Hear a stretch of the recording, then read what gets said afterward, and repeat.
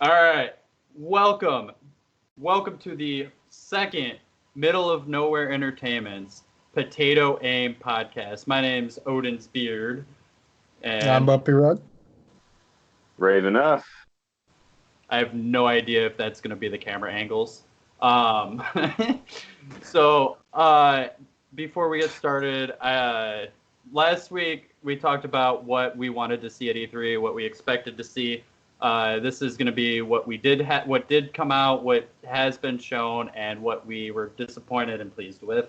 But real quick, since these two jackasses decided to make it a hat club last week, I've got my hat. It's got a shark fin. You're welcome. You're Such an welcome. angry shark. Thank you. But so to start off, let's just start off with EA, since they did start off all the pressers on Friday. And their big game was Star Wars Jedi Fallen Order. I thought it looked absolutely amazing graphically. I love the story. I love the way the story is.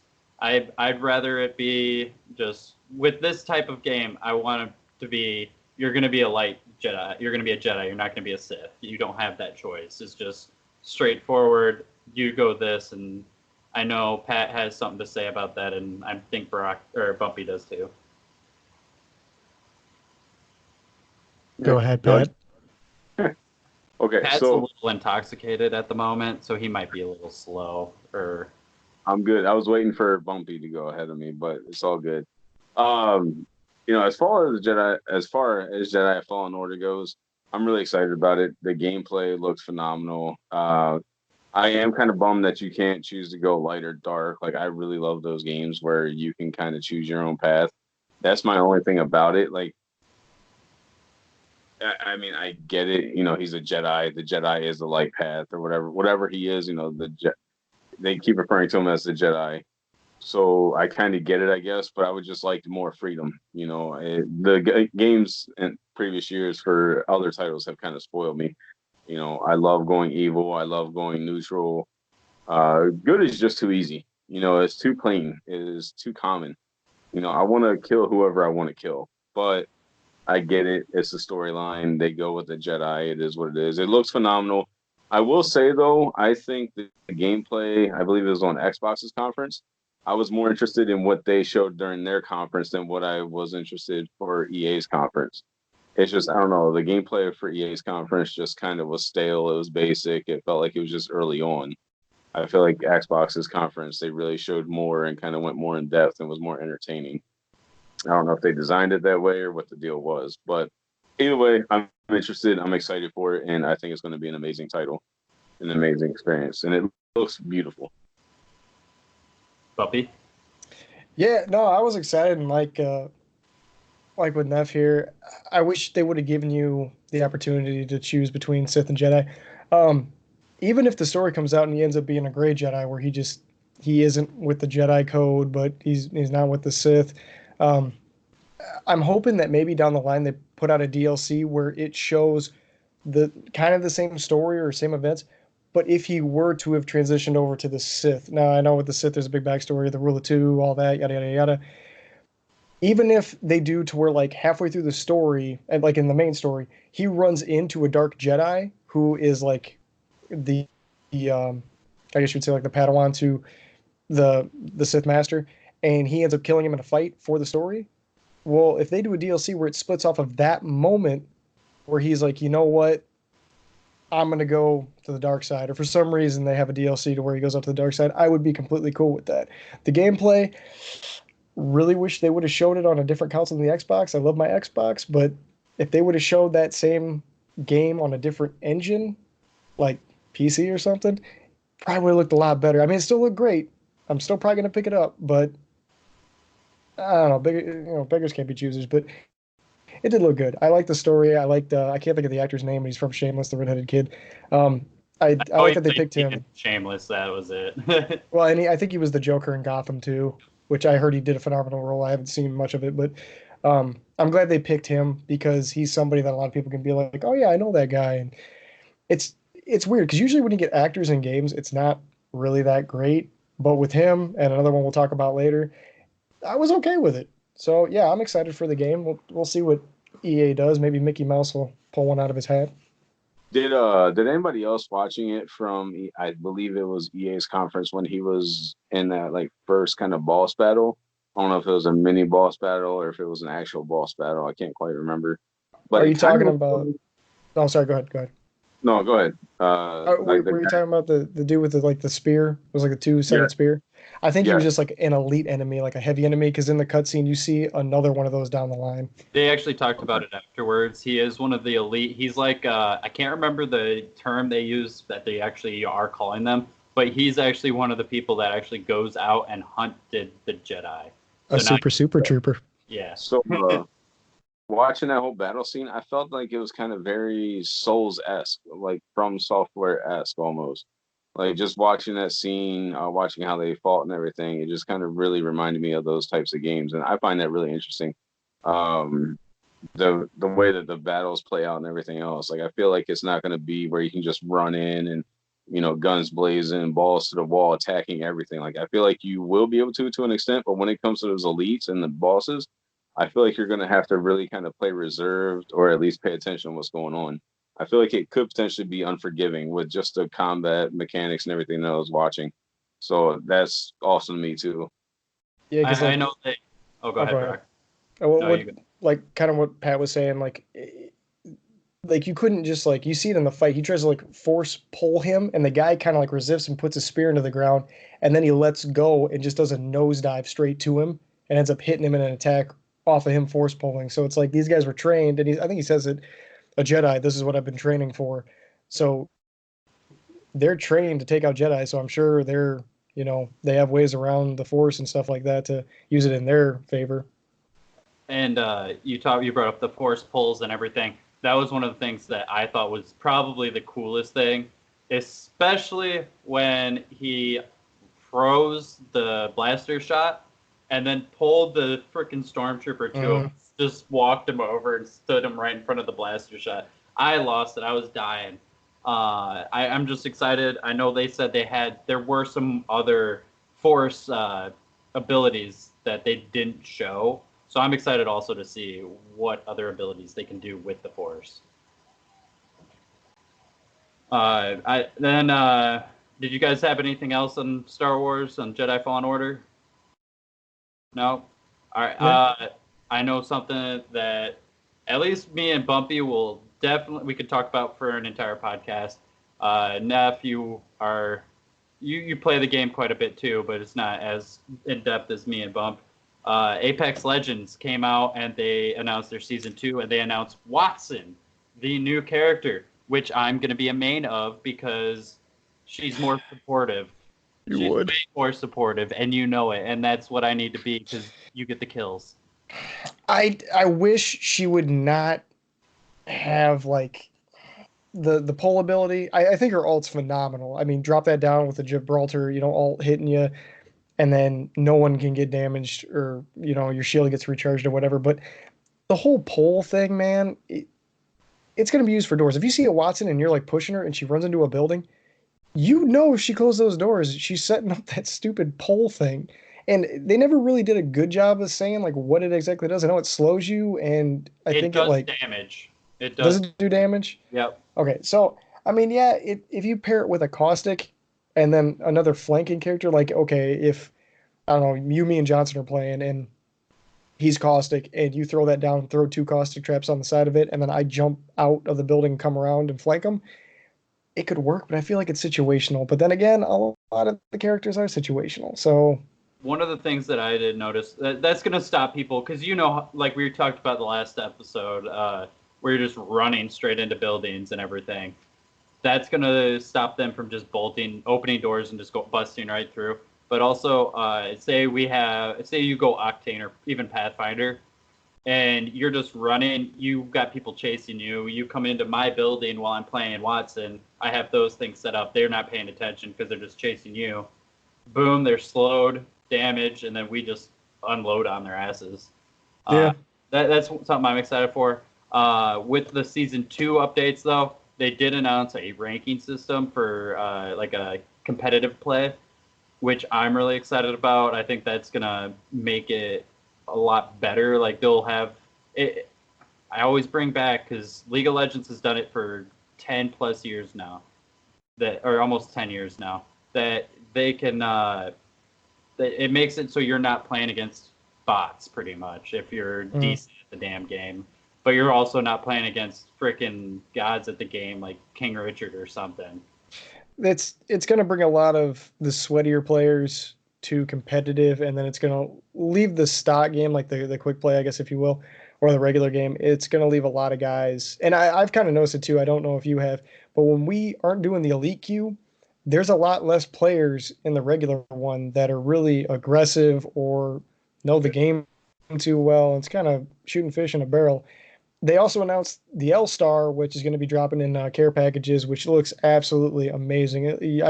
If it plays how I think it's going to play with how they showed, you're going to be able to like knock people with a straight spray of bullets. And they also kind of teased it at the end, and I looked a little bit of it up. But the big skeleton in Skull Town, supposedly that dragon creature is going to be in the game, and it's going to be like a PvE event. I'm hoping they do like a was lobbies like 60 people. I hope they do 60 people just try and take this thing out. Put weak points on it. They had bats flying around it, which I think you're able to ride up onto the thing. And once you do enough damage to its wings or whatever, have that thing land in an area, and everybody's got to loot and just everybody against it in a sense. I think that'd be an awesome game mode to incorporate. I mean, just them doing solo queues and dual queues is going to be, it's going to change the game up. And I know during that part of the conference, they did talk about a possible map change. And that's what I thought the dragon was for right off the bat. At the end, when they showed that, I'm like, okay, this is going to come down and rain hell all over some area.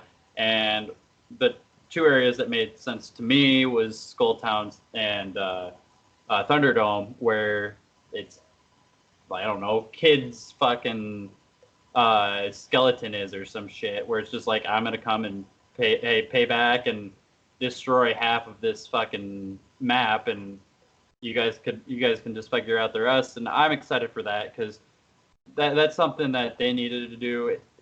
It's been out long enough that the map is becoming a little bit stale to me at least, and I think that's going to be really, really cool adaptation to the game.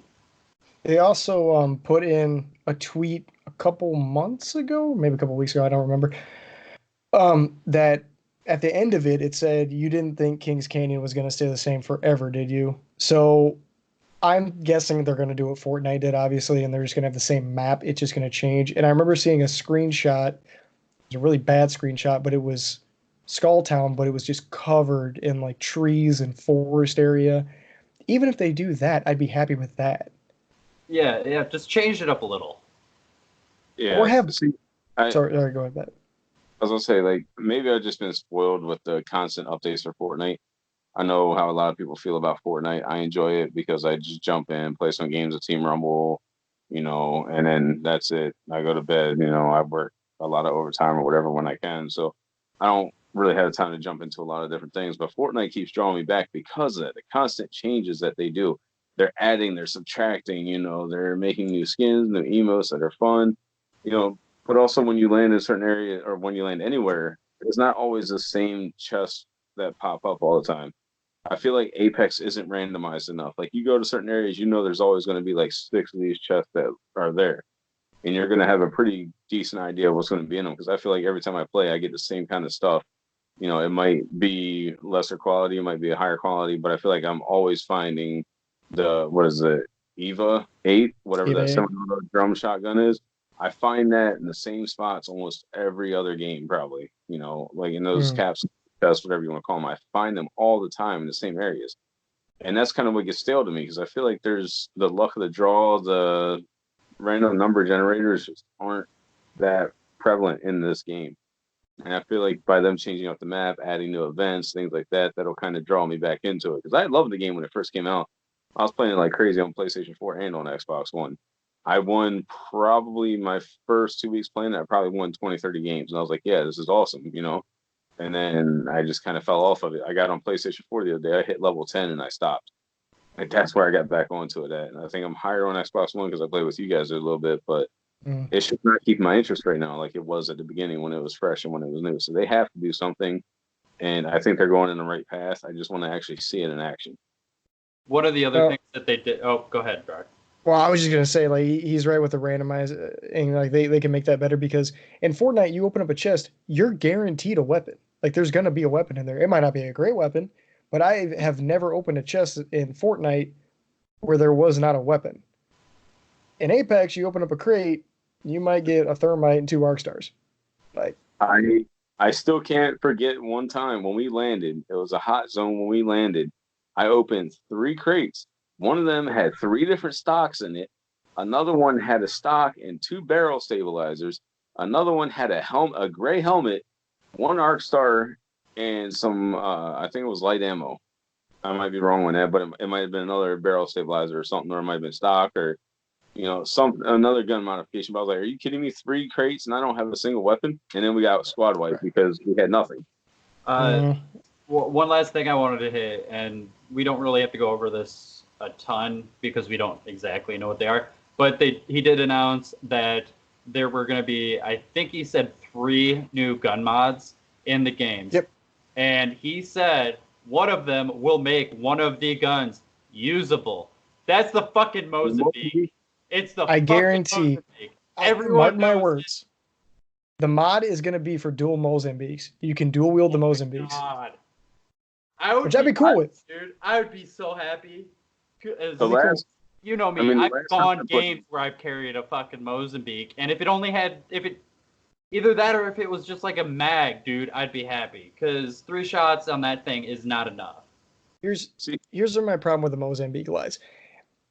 You have a gun, and when the first patch came out for the game, they're like, "We love the Mozambique memes. We're not going to change a thing about it because we love the memes." You're willing to let one of the guns in your game make your game crap, and you're willing to just be okay with that because you like the memes?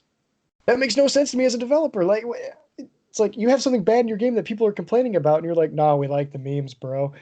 So what? But look who we're talking about as a publisher, though. I mean, are you really surprised anymore? What are you trying to say, Pat? EA. Exactly. I will say though, I think I would enjoy the Mozambique more if since it's a triple barrel shotgun pistol, if one trigger pull shot all 3 rounds and it did higher damage. You know what I mean? Instead of doing like 14, 20, 25, whatever it does every time I got hits. If it shot all 3 rounds at one time and it managed to pull off like 60 to 70 damage per shot, I think it would be more balanced because yes, it could take a second or two to reload, but you would still have that counterbalance of the damage instead of you shooting somebody for 10 damage, for 12 damage, for 15. I just feel like it would be a little bit better and a little bit more balanced. Just my opinion. It's just something I think they could definitely toy around with because a lot of games with double barrel shotguns, a lot of times you can shoot both barrels simultaneously or very rapid succession, and it makes it a lot better because of the lesser ammo. Something I think they could play around with. But, well, I think all of it we're going to be finding out. I think it said July 2nd is the beginning of season 2, so that's probably when all of the updates are going to come out. To continue with EA. I just wanted to hit this one very quickly because it does pretty much do a lot of repetition with these games, and I know Raveneff, you're gonna love talking about this. Bumpy, I don't think you will as much. But Madden 20, they announced that there's going to be the superstar abilities, and the way they were talking about it and the way they showed it, I absolutely love these. To where you got Pat Mahomes can throw an 80-yard fucking pass, and he can throw a crossbody with great accuracy. Like, that makes it more real. And then they showed Aaron Donald being able to just rush the passer, not even get to him, but it takes his accuracy down because he gets happy feet and he starts to panic and just overthrows his receiver or something. I love that they're trying to make it more realistic. I'm a little worried with like the Pat Mahomes ones that they're going to be overpowered and gonna just be hard as hell to beat. I don't know what you thought about it. See, I'm excited for that because I love the more realistic football games. I don't like playing the arcade style all the time, like NFL Street, NFL Blitz games. Yeah, they were great, but when I'm playing Madden, I want authentic NFL or authentic football gameplay. I want it to be pure football knowledge and skill on the sticks to actually make an impact, and it hasn't really been that way for quite a while. My only thing with these superstar traits and superstar abilities If you go all the way back to Madden NFL 2008, they had something very similar, and they got rid of it. You know, you had your guys that had the one-handed catch or spectacular catch. You had your guys that were bull rushers. You had your guys that were finesse rushers, and they all had little icons underneath of their players to kind of symbolize what they did. And it was something very, very similar. But I think that was the only year they might have had it in there 2 years back when the 360 first came out. So they're kind of recycling it, but I do at the same time think that is needed because the players, their ratings are there, but they don't mean enough, in my opinion, aside from speed and catch. You know, you can have a guy that's got 90 speed, 90 catch, and he's still getting beat out by corners that have 85 speed and, 25 catch. I've literally seen that happen where a corner got an interception over them. So hopefully superstar abilities will actually make a bigger impact, and hopefully it all works out the way they want it to. I'm excited. I'm not going to lie. I'm one of those schmucks that get Madden every year. I have since Madden 2002. I believe it is. So for 17 straight years, yes, Bumpy, you can laugh at me all you want. But for 17, 18 straight years, I have gotten Madden every single year. I'm We a got the football. hole-in-one at the baseball game. Just so you know, he wants to be more realistic and everything, so I can't just wreck him every fucking time we play. Okay.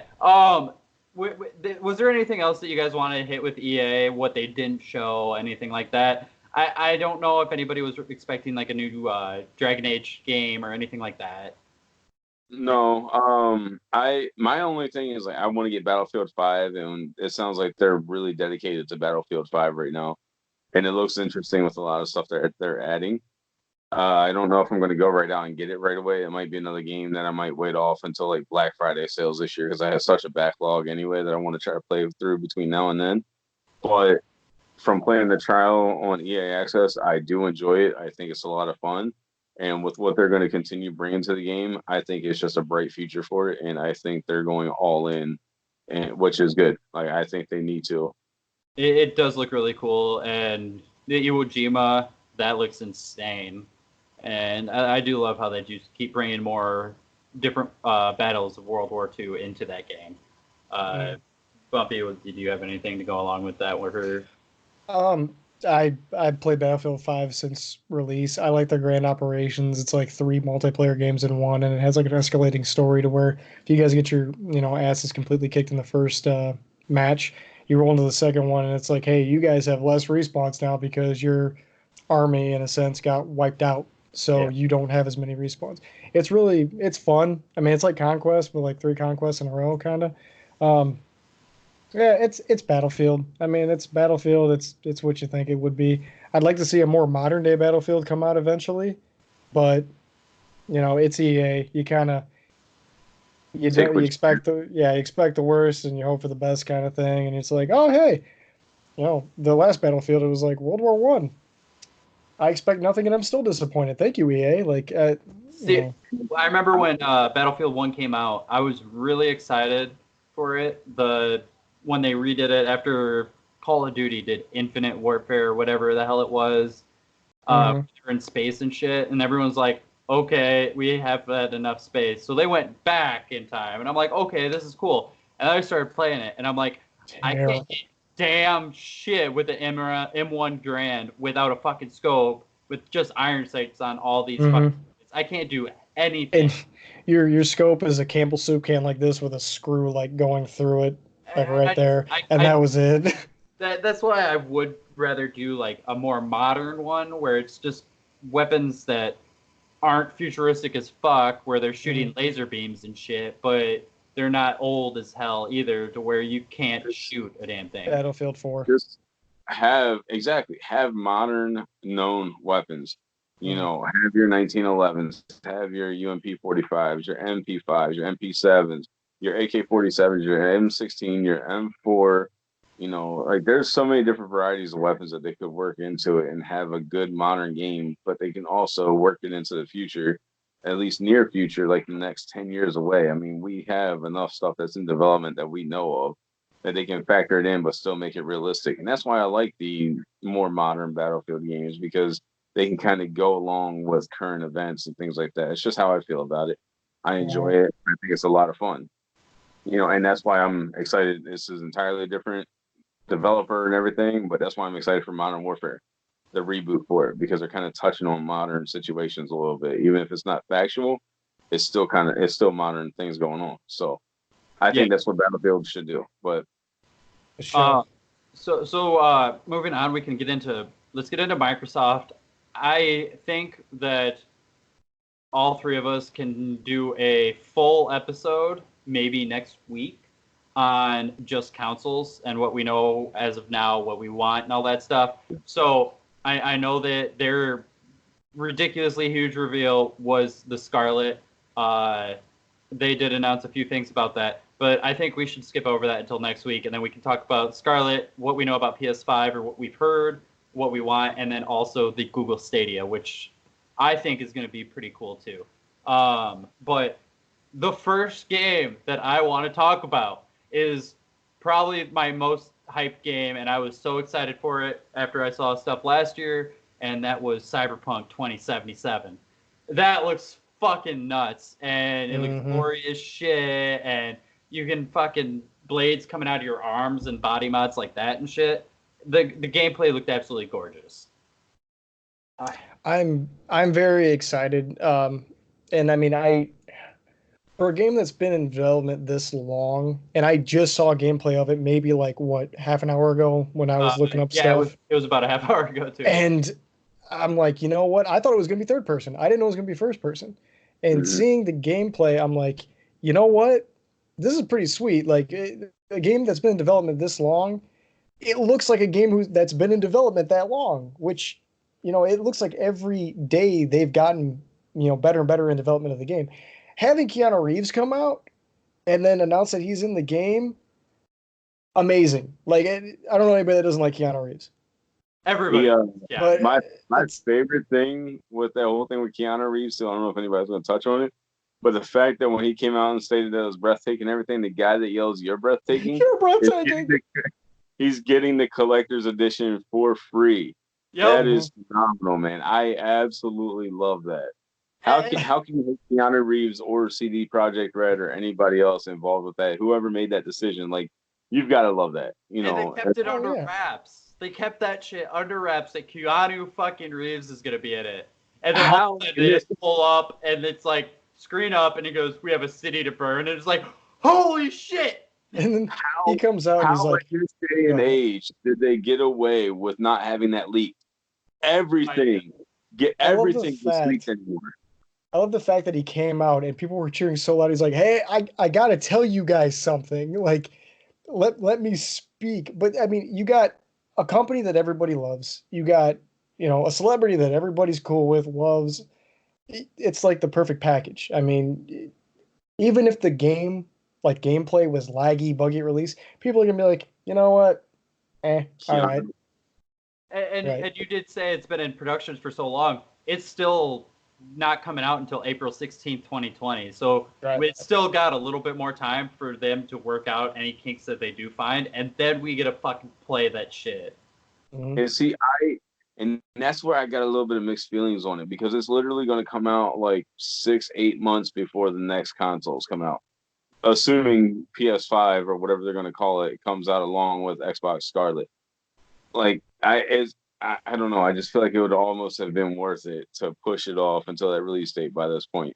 We don't know if they have one that's going to be capable of working on something on the Scarlet or anything.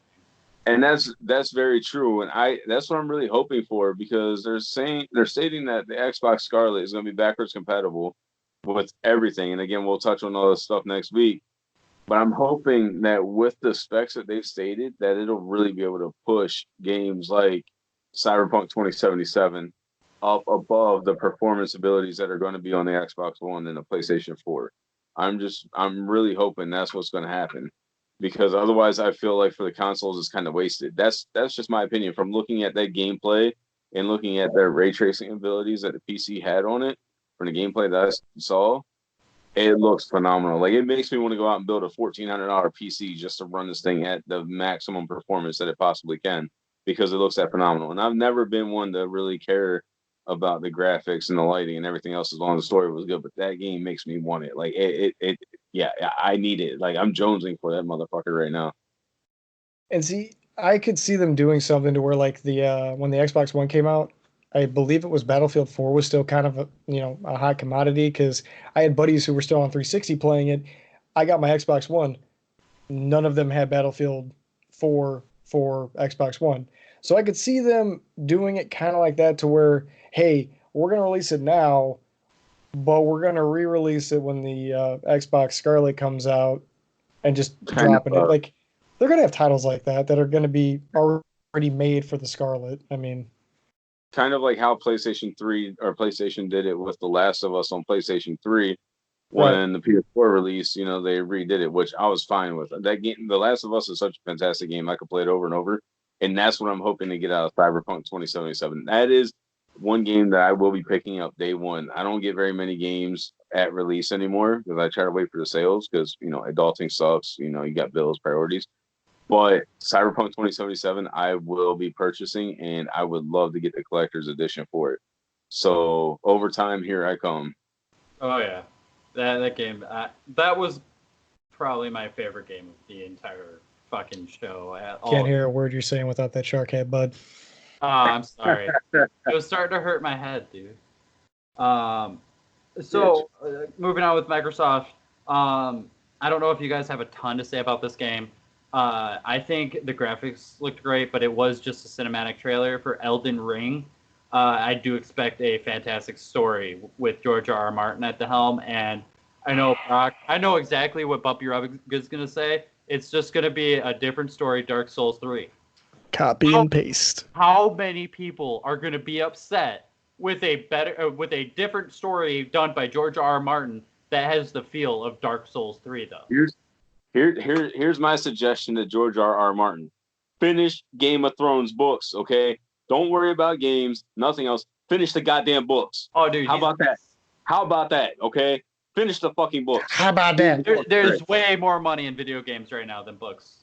I understand that. One book. I fully get that. I have the books. I'm waiting to read them. I'm waiting until the entire series is done because I don't want to get going and then be stuck and waiting for another 7-10 years or however long. Your ass is so busy that you won't finish all the books that are out right now before that next one comes out. Yeah. You got a point. You got a point. You got a point. But still. But no, in all honesty, honestly, I heard a couple weeks ago that this was confirmed that he was working for a title, with From Software, and it made my pants tighten a little bit. It really did. Why did it make your pants tighten, Pat? It's yes, yeah. Pat, I'm really excited for it. Pitched a tent. I did. But no, I am excited for it. I want to see actual gameplay. I'm kind of wondering, I don't know if I missed a release date or release window, but I'm hoping that they're building this for 2020. I'm pretty sure it just said 2020. Any game 2020. Confirm that at all. I didn't say. I don't remember 100%, but I want to say it did say 2020 sometime. It might have been. I'm going to assume next gen release 2020 with holidays for launch titles. We could be looking at some phenomenal launch titles, in my opinion. Oh yeah, and Brock, did you have anything else on Elden Ring? I like stuff. Okay. This we really don't have to talk about. I did just want to throw it in there because I think it is a great idea for them because they're going to have a lot more people using the Game Pass. Is doing that Game Pass Ultimate where it's $15.99. You get the Game Pass on the Xbox. You get it on the PC, which we've talked about last episode with Microsoft trying to incorporate everything together. And then you also get your Xbox Gold with that. I think that's a fantastic idea. And they did put out some new games with that too, which I think is smart as shit. Putting Fallout 76 just got put on. Yeah, if you're watching this, if you're listening to this, and you do not have Xbox Game Pass, it is beyond worth it. I only have a couple of games for Xbox myself. I love my Xbox. I play my PlayStation more, but the Xbox Game Pass Ultimate, especially, is such a great deal. Like, if you don't have the money to go out and buy all these games when they come out or anything, period, the Xbox is honestly going to probably lead the way with this because you're going to get all the Xbox Studio games at launch.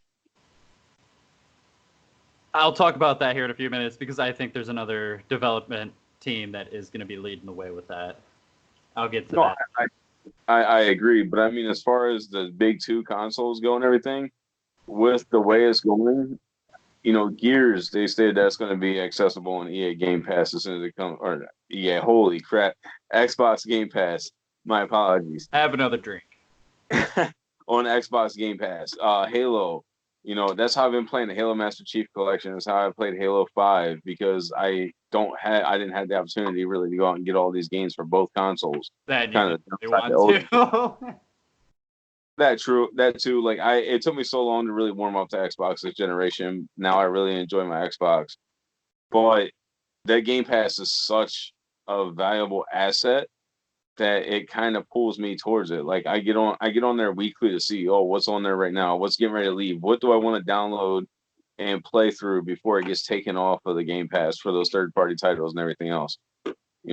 So yeah, like I said, if you don't have it already, do it. Don't even think about it. Just do it. Do it. Okay. All right. Yeah, do it.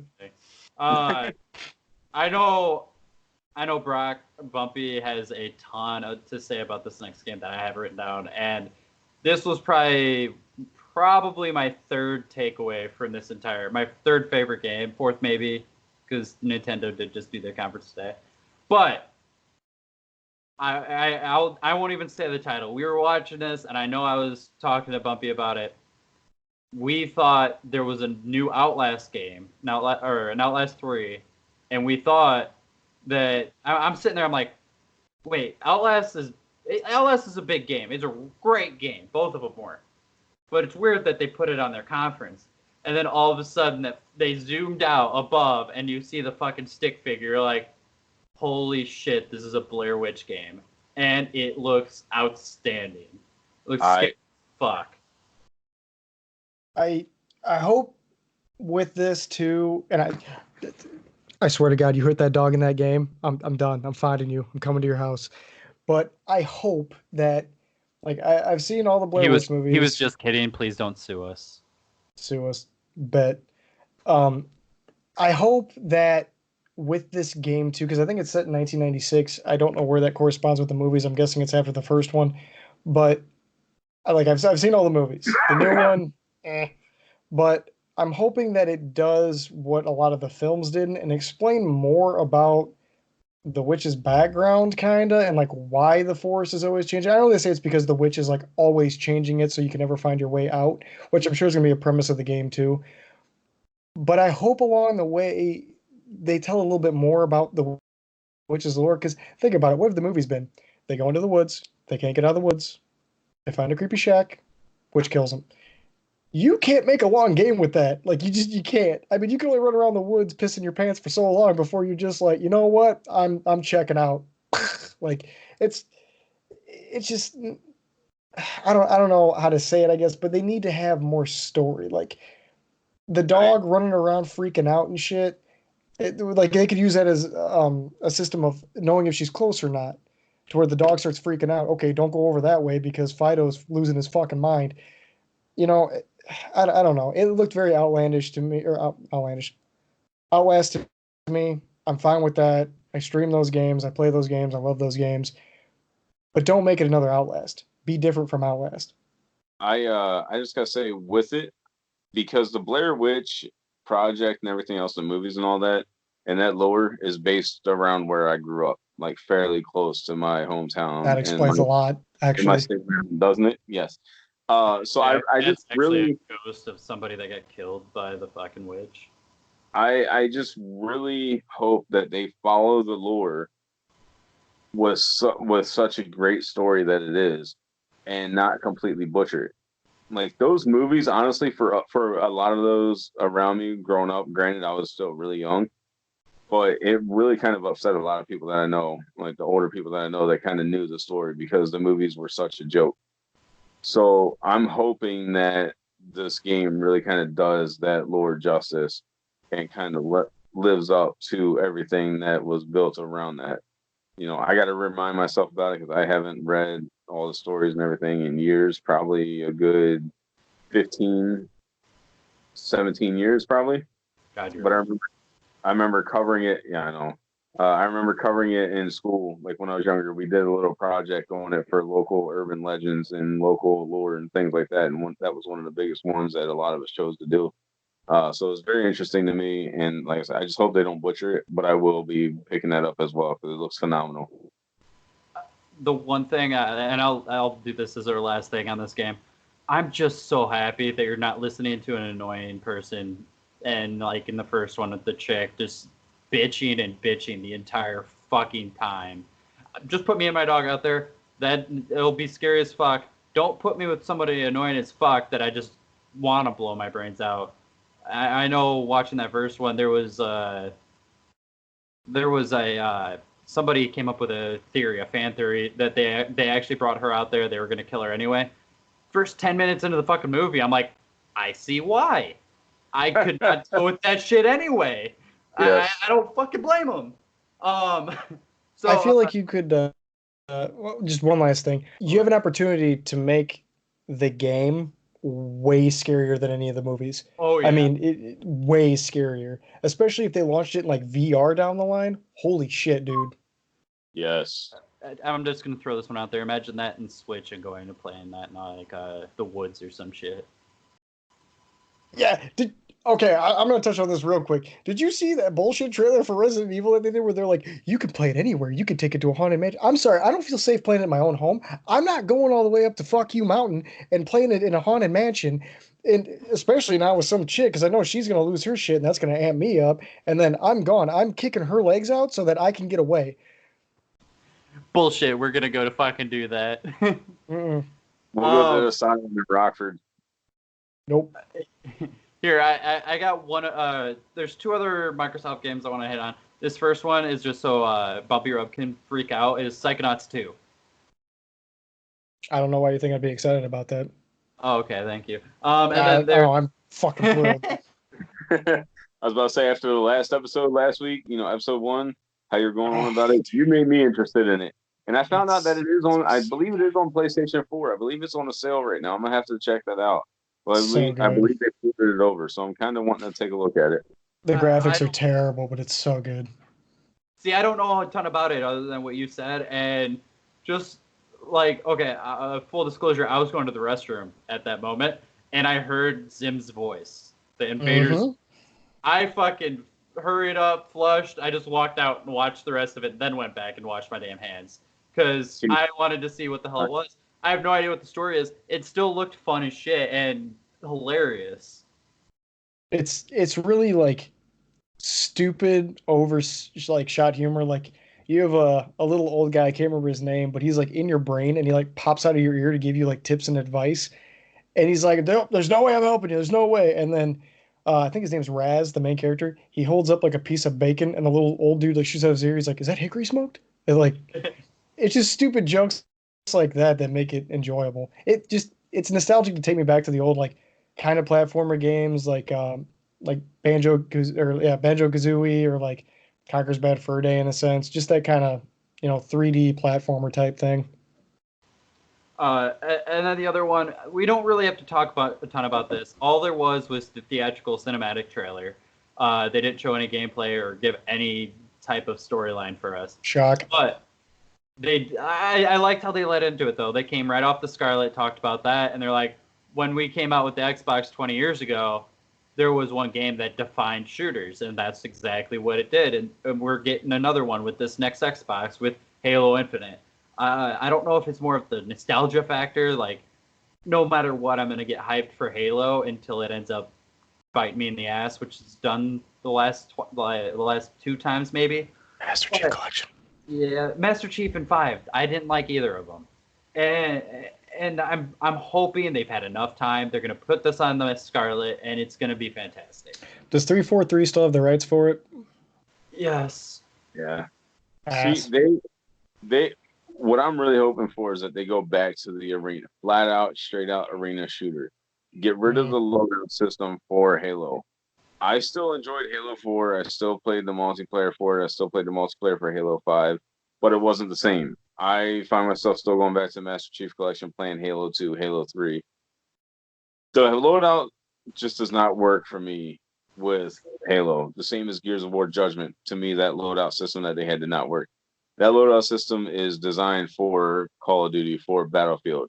Halo needs to be a true arena shooter, which we do not have many left anymore. You know, that is that style of game. That is what made Halo so phenomenal, aside from many other things. But for the multiplayer on console, that really set the bar because of the design of it. They need to stop messing with the formula, update some things, upgrade, add new weapons, take some weapons away or whatever, but leave it an arena shooter at its core. And if there isn't Valhalla in multiplayer, I'm gonna be pissed and I'm not gonna get the game. Just saying. I'm getting it I'm not gonna lie to you. When I pick up my Xbox Scarlet next year, I almost said one Scarlet. When I pick up my Xbox Scarlet next year, I will have Halo and probably whatever one other game that's going to be a release for it. Maybe I'll just go with the Game Pass until I get some extra money, because I'm probably buying 2 Xboxes. Probably gonna have Same boat. One for his house and one for the bathroom. Nah. Bathroom, I guess. Nah. Maybe 2 for the bathroom. One for my game room, one for my living room. If Suicide decides she doesn't want the Xbox, I'll put one down in the game or downstairs in the living room. Who knows? But I do feel like a lot of it was more the nostalgia factor, though. Like, you always get hyped because that's what we grew up on playing. Like, our middle school into to high school years was all fucking Halo. It was all the time, and I do agree. I think we could talk about this in another one when it gets a little bit closer. And the arena was what made it cool. Like, who the fuck's gonna get out there and get the Spartan laser first? Who's gonna go get the shotguns first and all that shit? And then knowing the respawn timer for those weapons and how long it took for them to pop back up was such a competitive aspect, because you knew once it got close, everybody knew to haul ass back to that area again, especially the sniper and the rocket launcher. Oh, it was a battle just to get those. Oh, dude, it was shotgun for me. I was just doing one shot, melee, dead. Mm-hmm. And that was my thing. But we're gonna have to do an episode on that too. Just old stories. We can. Old gaming stories. That'll be fun. So I want to talk about 2 things on this next one, and the rest I would like to just skip over so you guys can carry the conversation on the rest of it. Bethesda. Way to drop the ball, bud. Okay, dude, so fucking nightmare. Okay, hold up. Let's go good first. Because we could tear these guys apart for probably about 45 minutes. Okay, Todd Holland was on stage. There's your good. Moving on. No. Ghostwire Tokyo. Yes. I lost my shit. And that girl that came out, the lady that came out to introduce that was adorable, and it actually felt real. Like, she was just like. I don't speak anime. Yeah, shut up. I put down on my notepad right here, boner making graphics. I know I was messaging Neff during that. Like, holy shit. For probably a good 10, 15 seconds, I thought it was just video, like 4K video on the street. And then I realized, I'm like, wait, this is the game. And then, obviously, we don't know what the story is going to totally be. People are disappearing. You're trying to figure out. I don't know if you're a fucking samurai, that kind of stuff, because you have the bow. I don't care. I'm buying that fucking game because it does look creepy as shit. It does look outstanding. I don't care. I'm buying that game day one. It looked like. Go ahead. No, go. I was going to say, the story behind it is, it's. You know the scene in the Avengers where they find Hawkeye in Japan after Thanos just snapped his fingers? That's that whole game's premise. You're Hawkeye. It's after the snap. You saw it in the trailer. Oh my god! If they go back in time, spoilers. Sorry. I'm gonna end up kicking you in the shin the next time I see you at work. Can't get that low, bud. Than that. You're right. I probably can't. But anyway, no, I did have that same kind of thought because we were in the Xbox party chat watching it, and as soon as all these people started disappearing, I'm like, well, there's Thanos. But It looks phenomenal in my opinion. I love the premise of it. I like the idea, and it's going to be. I feel like it's going to be something fresh, something that we haven't really seen, and I'm thrilled about it. Absolutely thrilled. And the other thing that I thought looked really cool, and it was their other new IP, was Deathloop. This week concept. I just don't know if there's going to be a story with it. I don't know if it's just 1v1 shooter or anything like that. That's the one where they kept coming back and like and like they would wake up and shit. I have no idea what the hell it's going to be about. It just looked really cool. It looked action packed, and I thought like it's a fresh concept. It looked different, and I don't know if it is going to be a 1v1. If that is, I don't know how many people are going to pick that up day one just to play 1v1 against somebody, but it does look like it'd be a really cool game. That game, if that is 1v1, that will settle a lot of spousal disputes between me and Suicide. I can see that now. She's going to win every fucking dispute. I guarantee it. At least I'll have a smidgen of a chance, unlike being in an actual verbal argument. I'll have at least somewhat of a chance. You know what? One thing that I think would be really cool if they did with that game is you can have multiple games going with multiple individuals. Like I could have one going with, Neff, or I could have one going with you. And you could be like, okay, I played against Neff in our scenario for an hour and things are set up because I have a plan to take him out in a certain way.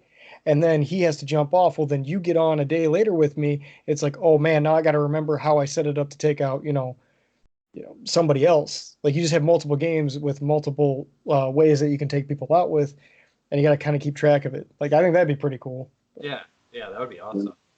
That would be, and that would kind of be innovative. Like very, not kind of. That would be very innovative as well, because you don't see that, let alone 1v1 type games in that type of scenario or that type of genre. But to where you can set up, if you could have traps, because it kind of seemed like they're going to have traps. Seem like they have a PVE element to it as well, unless that was like an ability that you have to where you got other people attacking or whatever. I don't know. I just know I was in love with it. I was in love with the animation and the design and everything for what they showed for the trailer. That I was just like, please let this be good. Please let this be good. Please let this be good. Right. Yep. I'll go to something that I was so about, just because I love this last one. Doom Eternal looks badass. The only thing, it's the same. It's more of the same, and I'm okay with that because that game, there's not really a ton you could just like branch off in, but it's fun as shit. You listen to heavy music and you just go kill a shit ton of zombies. They did put in that 2v1, the two demons versus the one Slayer mode, which will be fun as shit when like if us three pick it up and can play against each other. Like we do the 2v1 demon versus the Slayer, and I know they did say, because I was watching a little bit of today of when they were talking about it to the developers, that the demons are still really fun to play. And so like, people are going to be like, well, I want to be the fucking Slayer. He's got the weapons, he's got the shotguns and all this shit. The demons are supposed to be really fun to play, and it's going to be like a 50-50 chance or a 33 to 66 chance or whatever. Here's my thing with Doom. Same thing as Doom 2016. It'll be the same thing with Doom Eternal. That is a game, like you said, throw on some black metal, some death metal, or if you like to listen to flutes and violins playing in the background, whatever you want. But just go in there, especially if you had a crappy day, throw a couple of drinks back, go in there and just annihilate everything. Who cares what the story is? That story in Doom to me means absolutely nothing. When I played Doom 2016, I just blare my music as loud as I possibly can and go through and destroy every single thing that gets in my path. It's just a fun, shoot 'em up, mindless, numbing, violent game, and it's amazing. I'm glad that they're doing. I mean, okay, let me back up here. Take a Doom game.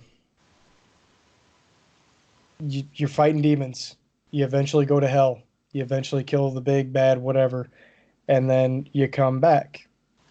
Well, that's all cool, but the fact that in this one, and believe me, I'm speaking off of what I just saw off the trailer and everything they showed, It looks like you actually go to heaven for a minute because there were some like angelish looking demons a little bit. They They did confirm that today. I was Okay. watching I was about, on the thing. I was They about said to say you they go to Yeah. confirmed hell. that. You go to like I swear I can't guarantee. I could have sworn I heard he said you can go to deeper hell or super hell or some shit, and then you go to heaven. And I'm like, okay, that'll be sweet. Just Super imagine hell. going in fucking I don't know what the hell that would be. But No, no, I know it's what you going to mean. heaven and just taking pump shotguns to fucking like Mike And Gabriel's heads and shit. I'm cool that they did that because it does give a little bit of story to it. I know when I beat was it 2016's Doom, you get like trapped by that dude you were working for, and then he's like, "All right, well, deuces," and then took off. So I was like, "All right, well, the next one's gonna be I'm gonna go after that dude and kick his teeth in with my boot," but there wasn't really any story to that. And I know it's Doom, and you're on there to just kill demons and wipe them all out and go through it. Like you said, throw some music on I can take out your, aggression and pain and hate mail content all over the back of their heads. But I like the fact that they do throw a little bit extra in there, like, hey, Doom's never gone to heaven before, send Doom guy up there, fuck it. I So can't wait to see the the the blowback on them going to heaven. Oh, You it's gonna know, be yeah, no kidding. insane. It's gonna be hilarious.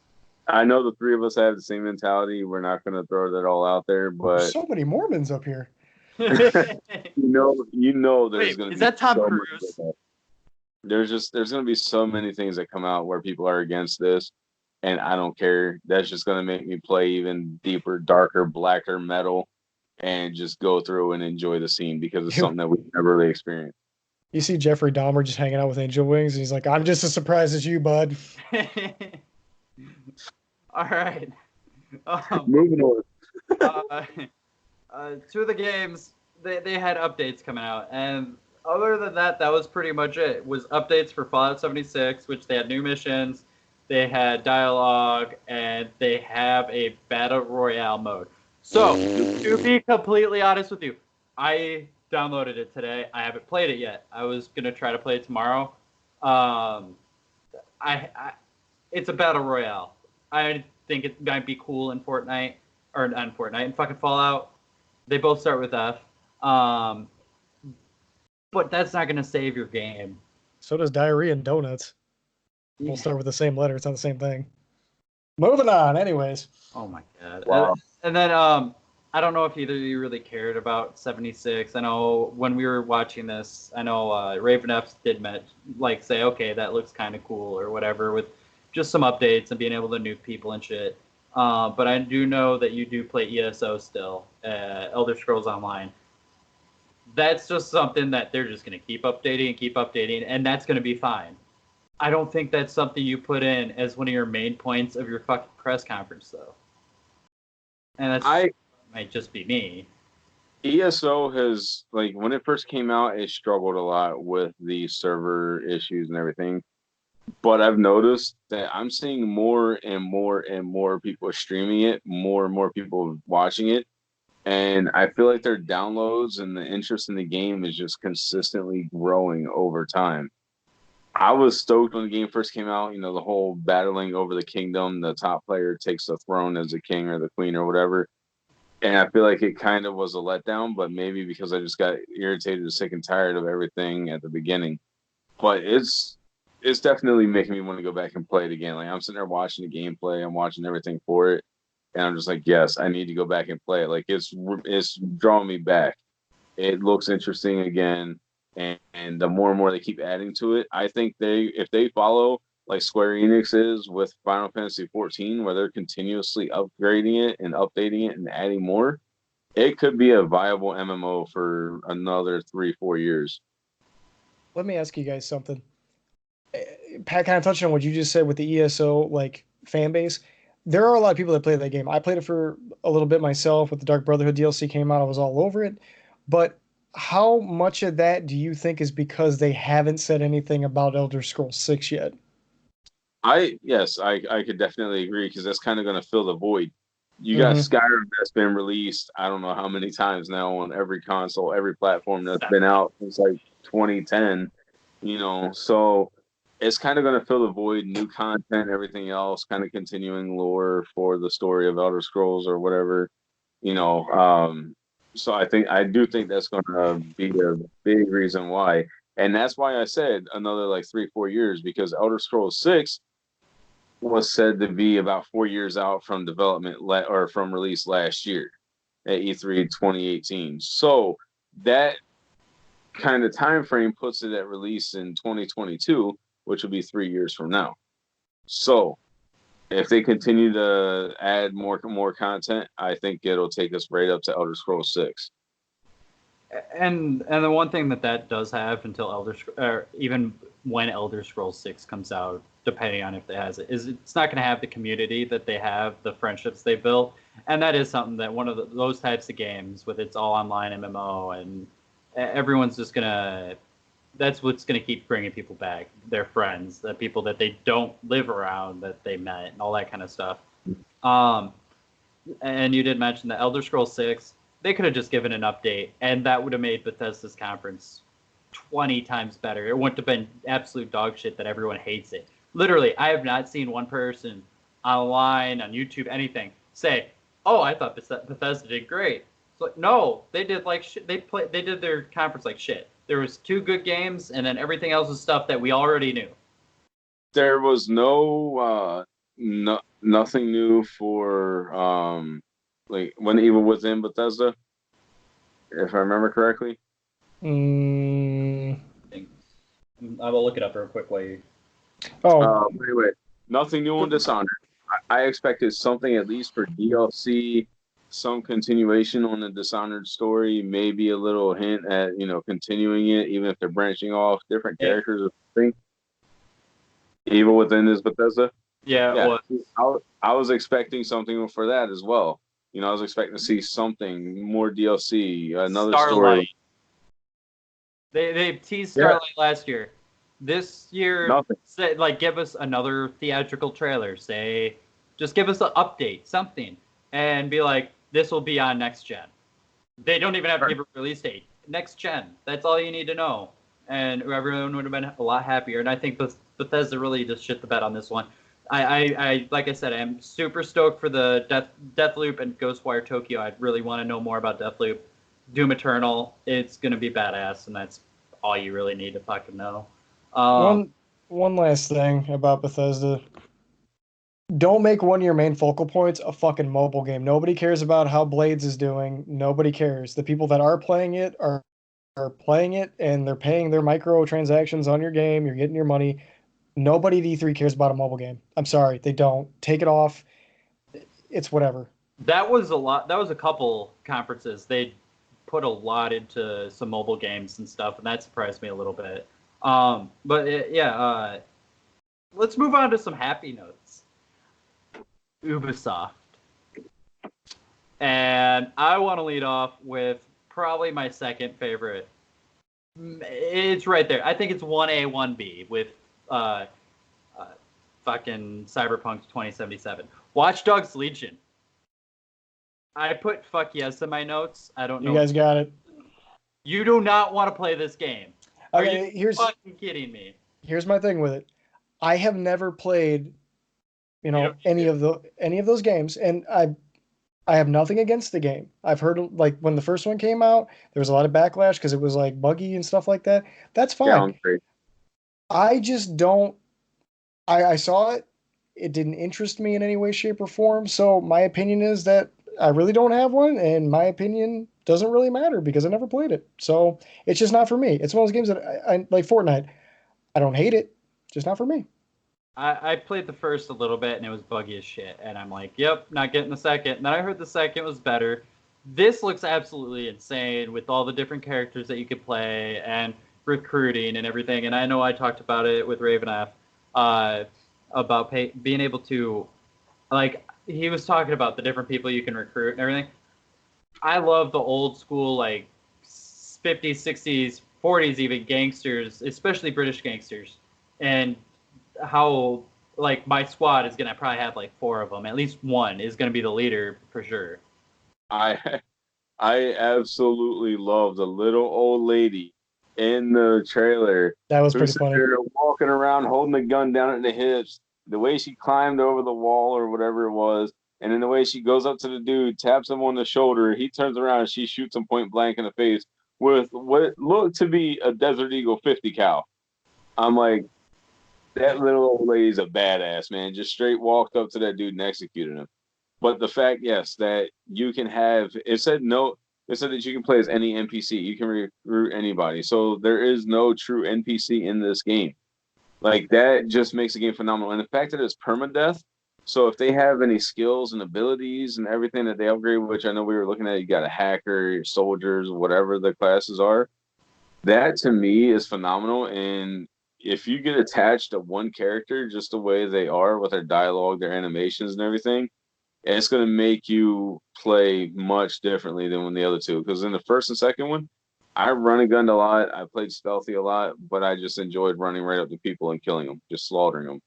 This one, I feel I'm going to get attached to a few people, and I'm not going to want to do that. Like, I'm going to use them sparingly because I don't want to lose them. And I feel like it'll take away from my experience with it when they die, or it'll add to the experience. I'm not sure which one yet.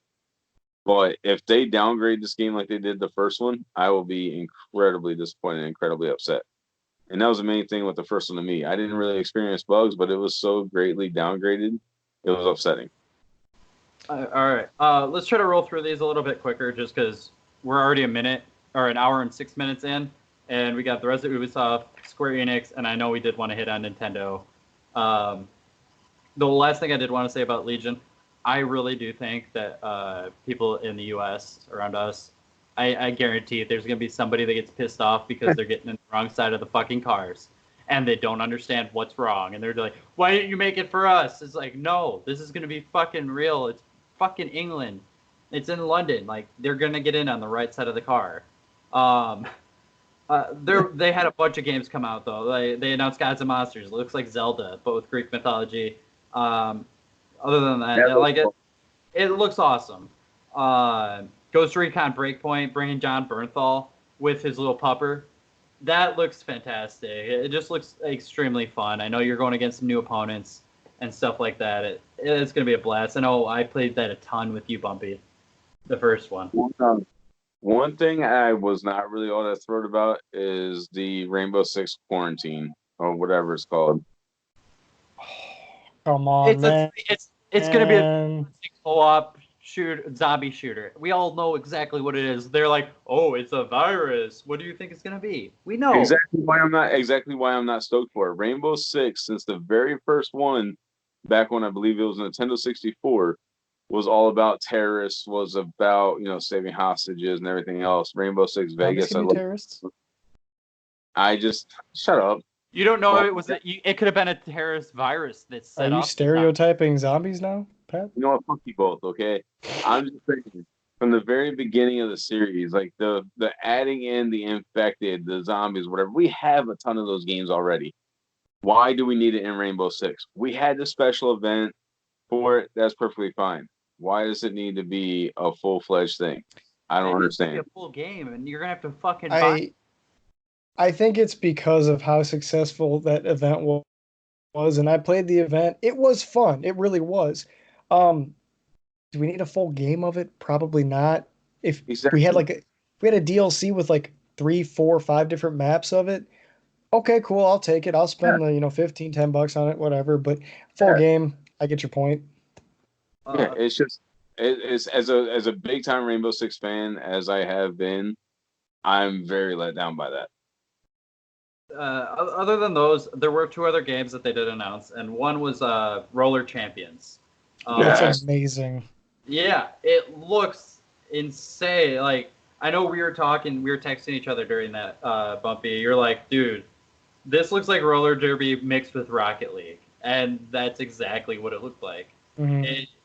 I saw some aspects of old school like NBA and NFL Street, and I think that's just going to be a super fun game to play. Would not be surprised. And I'm just saying wouldn't be surprised. I'm not saying there's going to be, but I wouldn't be surprised to see a pro league start for that. Oh, yeah, definitely. Oh, absolutely. Even if it's not a huge, big-time league, there's going to be some tournaments. There's going to be some events based on that because it looks phenomenal. It looks like it'll be I actually think I'll enjoy it more than Rocket League, which I played the hell out of Rocket League back when it first came out. I mean, I spent weeks and weeks and weeks, probably a couple of months playing it regularly. Probably about an hour and a half, 2 hours a day, which you can squeeze a bunch of games in that amount of time. I absolutely love Rocket League, and I feel like I'll enjoy this more just from the first look of it. And then, Bumpy, I know you're gonna like to talk about this one a bit. The Division 2 announced a bunch of new missions where you're going into the woods. At the very end, it looked like they teased New York City. I know you played the shit out of this one already. I really want to get back into that because the woods part, like that looks fun to me. That's the kind of stuff I would be more interested in. Yeah, I mean, going back to New York, that's where it all started. That's where the first outbreak virus was. They haven't, I mean, if you're into the lore, they haven't really said what happened to the defective agent Aaron Kaner, I think his name is. He just, at the end of the first game, he's just gone. Just disappears, takes the virus samples and hightails it out. So I'm hoping that they bring him back in at some point. They give a little bit more lore on the hunters because the hunters was always a really cool concept to have. But yeah, just that game, it needs a little something right now. Yeah, I know the raid came out and everything like that, and people were excited, but the raid on consoles, way harder learning curve than on PC. PC players were running through it no problem. Console players were like, I don't know what the hell I'm supposed to do with my hands. And they just need to put a little, something in there to make it a little bit better of a game. But I still enjoy it. I hop on there every once in a while. Probably won't stream it because it's one of my like guilty pleasure games, and I just play, off stream and stuff. And then they did announce also one of the new places they're going to be going into the Pentagon, and it's you can I can't remember what what organization took over, but they did say something about it. You're going to be tracking down a defective agent. That's where they're going out in the woods. So maybe that is who you were just talking about from the first game. Then they also announced a movie on Netflix with Jessica Chastain and Jake Gyllenhaal. That sounds absolutely awesome. And yeah. Only having to pay for my Netflix subscription to see that, I am 100% down for it. I just hope it isn't done like that Affleck one that came out a little while ago, and that because I fell asleep during it, and I'm sitting in my own house. Other than that, with Ubisoft, and I know you were talking about Microsoft with Game Pass leading the way. You play Plus with with them partnering with Stadia, and then I think they also said they're going to be on PC. That coming, I think it starts with PC and then it goes to Stadia when that comes out. That I think is going to be the one that just takes off, and that's going to be the one that leads everybody because they were saying that like Ghost Recon Breakpoint and like these new games are going to be on Uplay Plus day one. And that's what I think they're going to start to do. We're going to start to see maybe shorter games, but you're paying $20 a month to play these games right off the bat, and you're just paying $20 a month, and then they just add on afterwards after you've already paid so much money into them. And see, like with that right there ties into the Xbox Game Pass. Stadia, $9.99 a month. Xbox Game Pass for the Ultimate, $15 a month. That's $25. If you can spare the extra $45 a month, less than what most people spend in gas, you can have an option. Brock had to use his bucket to pee in. I hear that. I'm pouring a drink, man. Chill. Anyway, if you can afford that $40 to $45 a month wipe for me to be able to play all these games, that'll be a fantastic deal. I mean, I know it's 3 more subscriptions that a lot of people don't want, but to have access to all these games right away when they first come out and whatever other games they add in, that's phenomenal to me. I mean, if you can make it work, it'll be a valuable thing. Like I'll probably at least have 2 of the 3 subscriptions.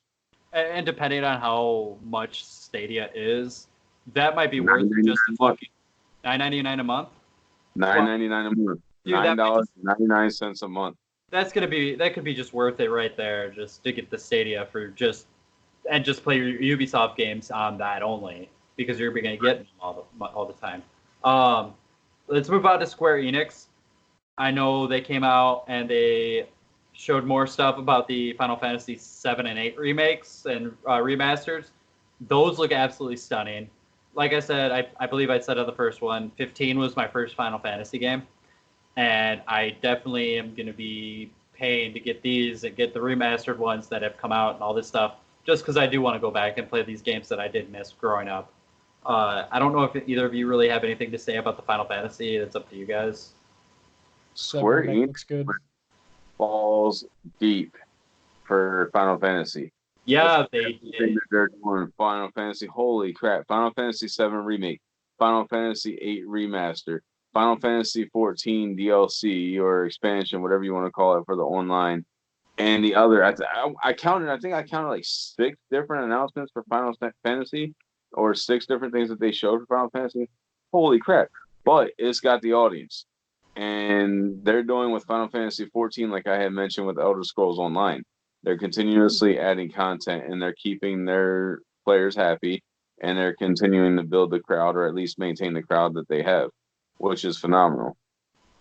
The other game, the other game that Square Enix debuted, and there was a lot of leaks and stuff. People knew it was coming, but the Avengers game looks fucking awesome. And you get Iron Man, you get Thor, Hulk, Captain America. Cap, and Black Widow right off the bat. And they did say that they're going to be adding and all this stuff.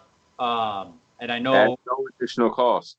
Yeah. At no additional cost, every hero that they add will be free and regional unlocking, so that they won't be blocked by your location or anything else, and the loot boxes.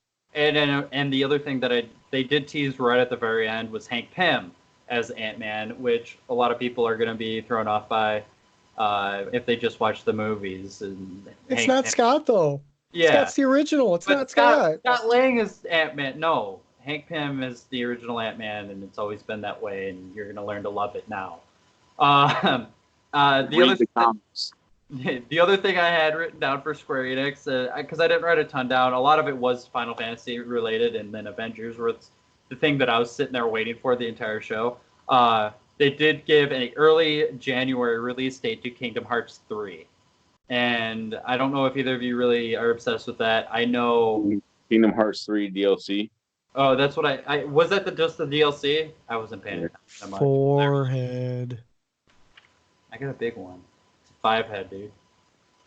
Yes, it's the DLC. Kingdom Hearts 3 came out earlier this year, Okay. and it's going to be DLC for January of 2020, or I believe it said winter from what I've seen. I don't know if they put January anywhere, but yeah, winter 2020 DLC. So I'm kind of interested in that. They said January. Did it? Okay. Yeah, they did. Suicide hasn't even touched Kingdom Hearts 3 yet, and I like giving her a hard time about it because she's been looking forward to it for years. And I'm waiting until she plays it for me to touch it. But yeah, we'll see how it is. Hopefully it's good. Shut up, Bumpy. I didn't even say nothing.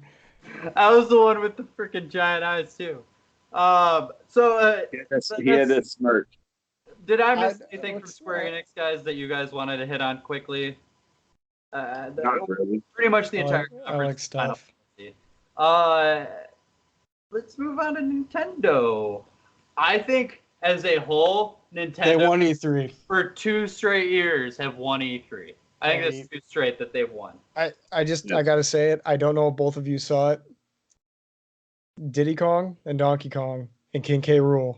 And then you see that little tiny piece, the little tiny golden puzzle piece fly by, and then look out the window and you see this like shadow of Banjo and Kazooie, and then it's the Duck Hunt dog and the duck. And then Banjo. I was so bummed. I was like, man, I hope they're gonna announce Banjo and Kazooie. I was like, that'd be awesome. And then it showed him. I was like, man, I'm all bummed now. And then he just comes down and crushes the shit out of that stupid smirking dog and bird. And then it's them, and I'm like, oh my god, that's the smartest move they could have made for Smash, was put those 2 in it. And then I was laughing afterwards. He was like, "Oh, but yeah, you guys didn't think that looked like the Duck Hunt and Dogs outline, did you?" Like everyone, like, "Oh, we got you," and I thought it was hilarious. It was just so cheesy and dad jokey, and I loved it. This with them adding Banjo Kazooie to Smash kind of speaks to the partnership that Microsoft and Nintendo kind of made with potentially bringing Game Pass to Nintendo, which I'm surprised we didn't really hear about. But the reports that came out earlier in the year, the articles were coming out that Xbox was going to bring Game Pass. So I'm kind of wondering if that's kind of what happened there with them bringing these characters over. Because Nintendo didn't just say, "Hey, let us use these guys," and they're like, "Sure, why not?" Whatever. There's got to be something more behind the scenes that they're not bringing up.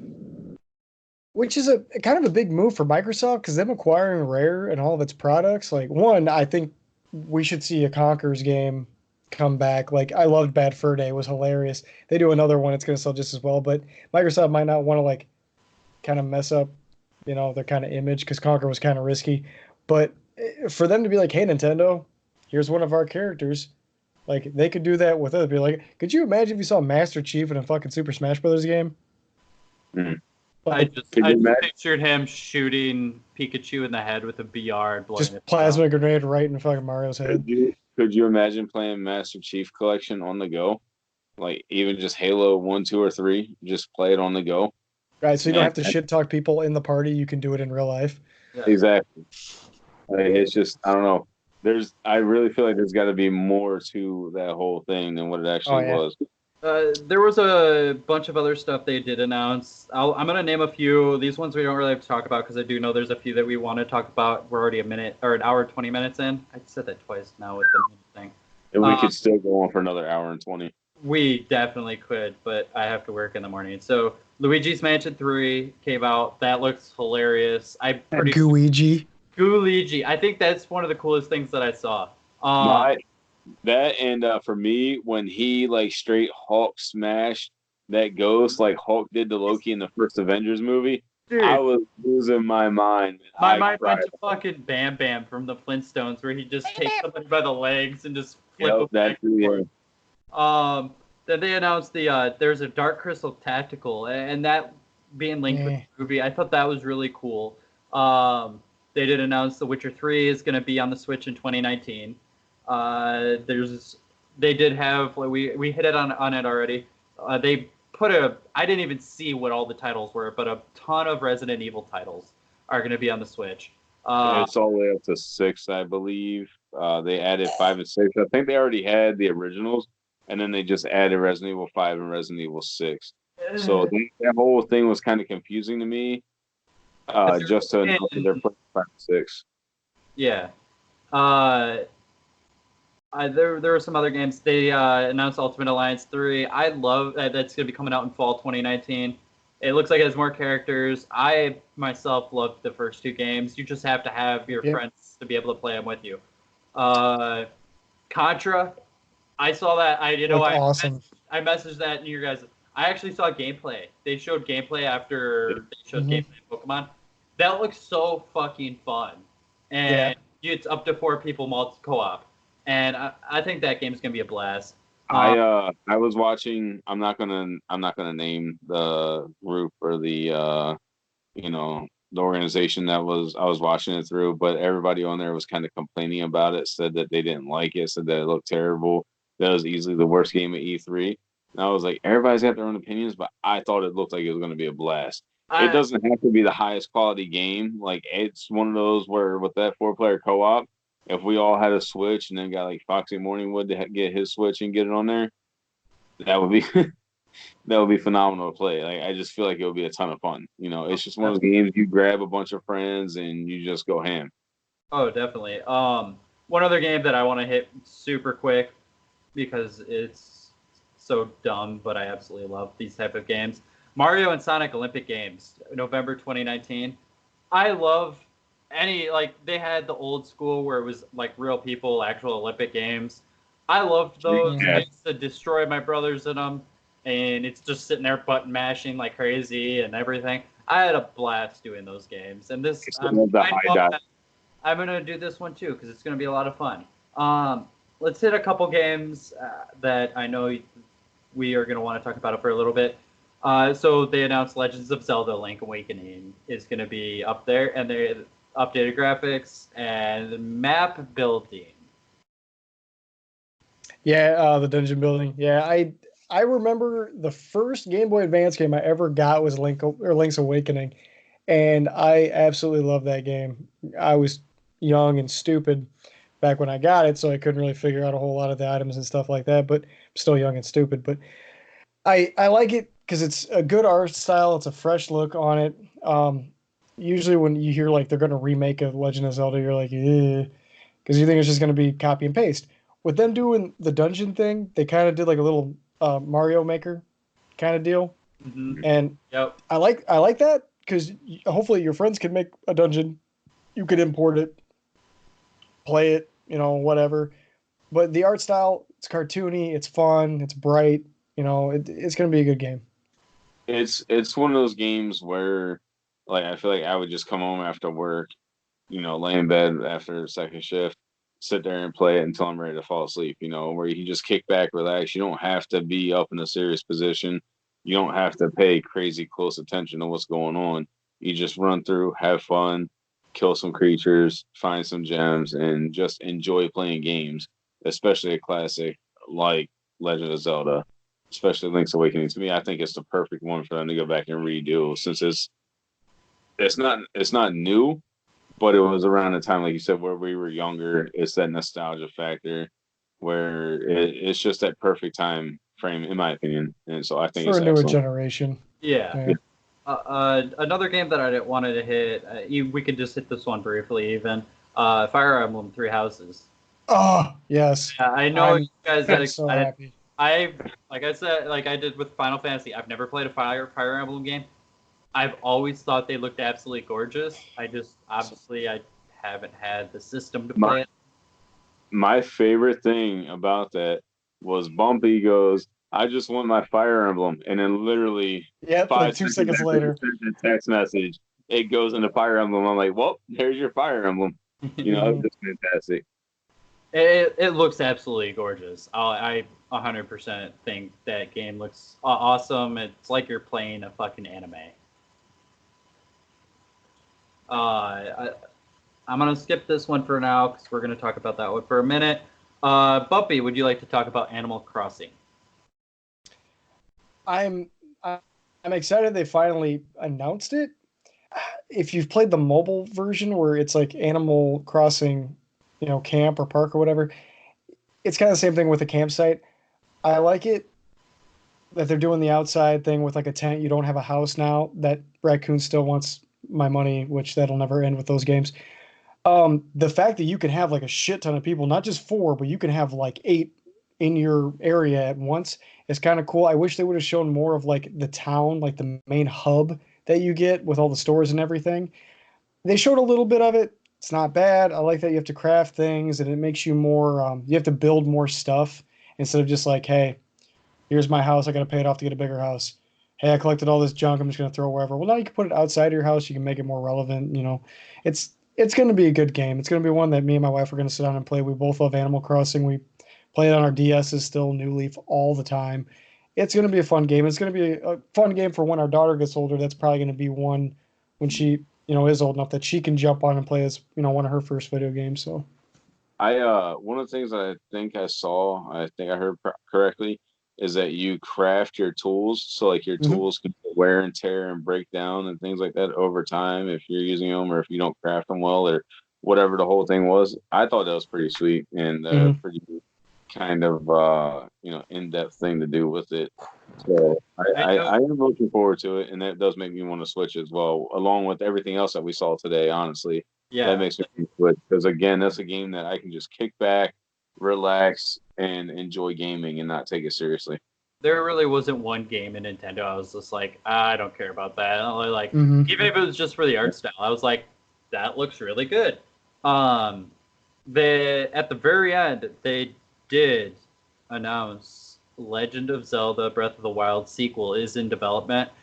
They didn't really show much about it. They showed the little cinematic trailer, and then it's just like, boom, it's in development. No idea when or anything like that. It's gonna be a great game. Was It's that Ganon's skeleton at the that was like in the middle? Like it looked like Ganon's body. It did look like it. I don't know what that was, but it was dark, and it was kind of twisted slightly for a game like that, for how Breath of the Wild was. Granted, I don't have a Switch yet to play it, but I watched a lot of videos on it because I'm dying to get my hands on it. but it definitely seems like it's going in a much darker direction with the sequel. And I'm shocked enough that it's an actual sequel to the Breath of the Wild. You know, if you remember last week, I said I want a new Legend of Zelda game, and Mhm. then we got Link's Awakening. I was like, oh my god, yes, this is excellent. It wasn't what I was expecting, but this is perfect. And then they come out with this at the end, like, okay, now there's two Legend of Zelda games coming out that I need to get my hands on, along with Breath of the Wild when I get my Switch. So I'm just absolutely stoked. But the fact that it's a sequel, when's the last time we had an actual sequel for Legend of Zelda game? Was it Majora's Mask? Was that the last sequel? Because I don't think Yeah, I don't think Twilight Princess and what's the one after Twilight Princess on GameCube? Like I don't feel like they or Wii, whatever it was. I don't really feel like they really tied in together. Skyward Like Sword. yes, like if I remember correctly, they weren't really the same storyline. Like I don't feel like they were sequels by any means.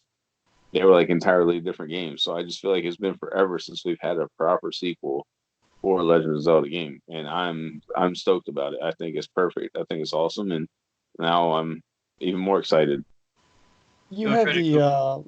the Link. It was like the four player, like one for Game Boy. You had a couple sequels to that, but it was pretty much the same game. There wasn't a change to it. You had Ocarina Seasons and or no Seasons and something else. I can't remember. It was when they came out with like two of them that were like the same game, but just little differences. I don't know. Yeah, and that right there is what I'm saying. Like they weren't to me, they're not true sequels. There's a slight difference, but it's not building up on the storyline or the timeline. Like there's really Right, nothing right.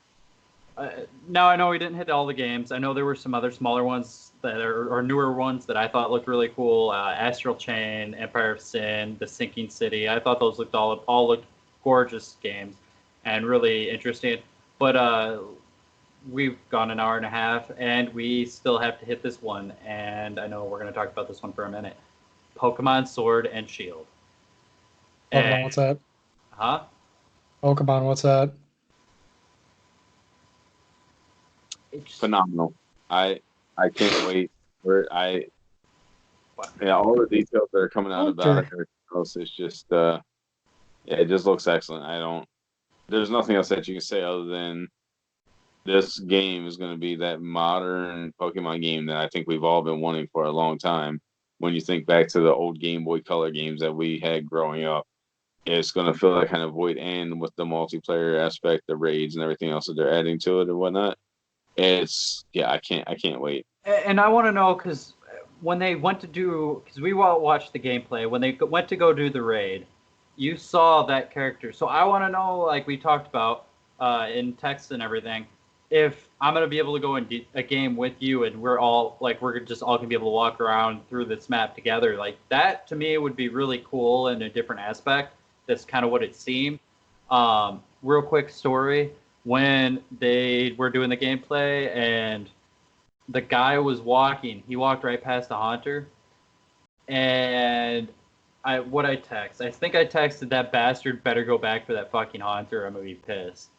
And he didn't, and it upset me. I Wow. And he went I for a fucking think chop instead.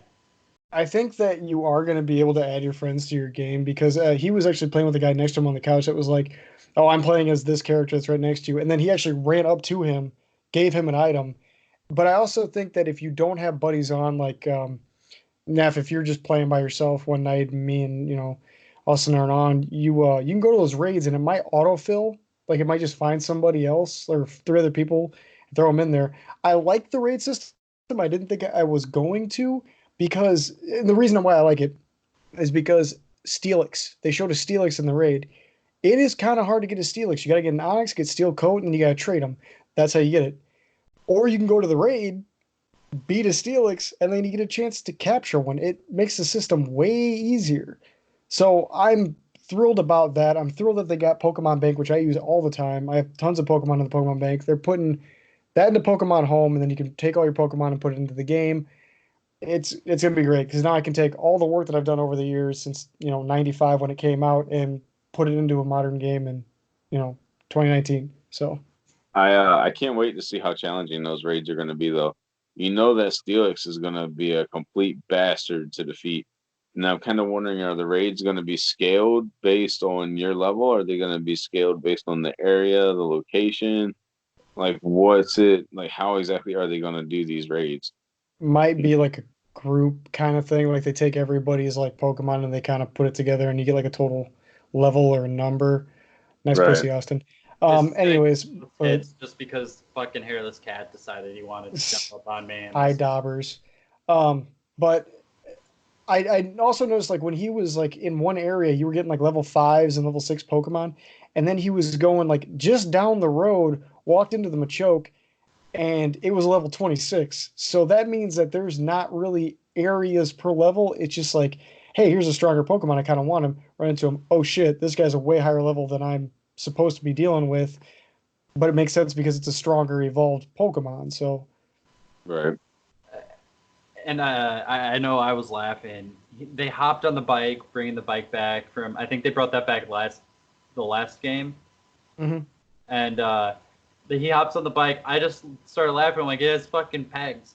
Then he goes over to the water and it's just boom, two balloons on each, or a balloon on each peg, and he just starts going over the water. I'm like, okay, that's fucking sweet, and that's gonna make travel so much easier. I saw a meme where it was like somebody on the bike in the water. It says Professor Oak is turning over in his grave right now, because every time he'd use an item, it says Professor Oak. I don't think you can use this item here. That's Wow. awesome. It's gonna be a good game. It's going to be fantastic. We all know this. I know we were talking, they released pictures of two more Pokemon. One is a Corgi with a heart on his butt, and the internet is literally losing their shit right now. Mhm. They've been losing their shit since they released that. And what was the other one that you were showing me? What did it look like? It was an imp, like it was a little tiny pink imp with his tongue out, and it's supposed to be, I believe, a dark fairy type. And it just, I mean, it looks cool. It's just a little limp or a little limp, A a little. little imp with like a little tiny stick figure body and this big old tongue and fangs hanging out. Like it looked funny. I don't know. I'm totally gonna pick him up though. I hope he's got an evolution chain too. Like literally, I'm gonna be buying a Switch and that game day one. There's no doubt about it in my Let mind. me I'll be getting that. let me ask you this: what copy of the game are you guys gonna be getting, Sword or Shield? I'm thinking Shield. I'm getting Sword. Really? Mm-hmm. I I don't know yet. I I like the look of the legendary Shield more than the sword. Neff's getting the third one that's gonna come out months later called Pokemon Gun. He walks up and his gun's between his legs. Okay. So my only thing with that really quick is like the whole him holding his sword in his mouth kind of throws me off. Like It's I kind of like the shield as well, but The I shield don't one know. looked way better. It looked more creative. The sword one, it looked like I can't remember the wolf's name from Dark Souls that had the sword in his mouth, but it looked like they didn't do anything. They took a lichen rock and they put a sword in his mouth.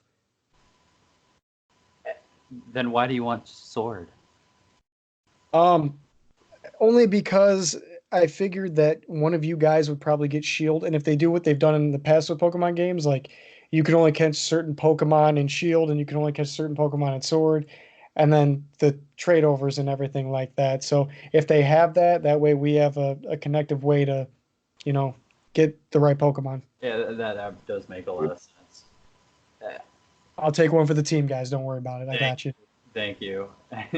It's gonna be a blast. It's all we know. Overall, what was your guys' thoughts on E3? Like, good, better than expected, what we expected. What was that? Underwhelming. Uh, I gotta say because I was gonna ask you guys the same thing. Like who do you think won, who lost, whatever. Well, Nintendo. that one's obvious. We don't even have Yeah. My to talk about that. yeah, obviously Nintendo won, but my biggest surprise, honestly, was Xbox for good way, good anyway. I'll go that way because following Xbox since 2013 and even slightly before when they were announcing the Xbox One and everything else, they've had very subpar E3 conferences for the last several years. This year, I feel like they definitely improved on what they've been missing on. And they even came out and said it. Phil Spencer came out onto the stage and stated, we're not focusing on all these other things anymore. We're focusing on gaming. We're focusing on why you're here. And they brought it. Like, there's a bunch of indie games I'm interested in.